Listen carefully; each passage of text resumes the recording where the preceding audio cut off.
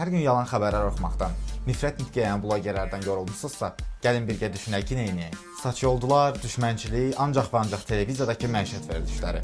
Təkcə Azərbaycan segmentində deyil, əgər başqa ölkədəki xəbərlərə baxırsınızsa, başqa dillərdə də paylaşımları görürsünüzsə, bilirsiniz ki, internet necə də qəddar bir yerə çevrilir. Xüsusən bu iki qardaşın çıxartdığı qaydalarda zəhləmizi töküb.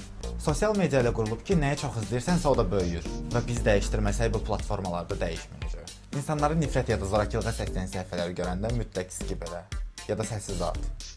Adnoklassnikdən qaçıb gəlmiş kimi kiçik paylaşım edən səhifələri izləyən dostlarınız var. Bəzən videolarımı açıb mənə söyüş yazan insanların profillərinə baxıram və görürəm ki, nə qədər ortaq izlədiyimiz insanlar var. Hətta mənim belə olur.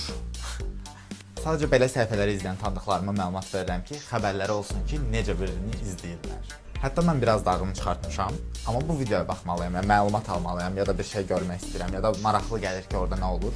O zaman DuckDuckGo kimi brauzerlərdən istifadə edirəm. Bu tip brauzerlərdə videolar reklam göstərilmədən açılır və buna görə də kanal sahibindən pul keçmir.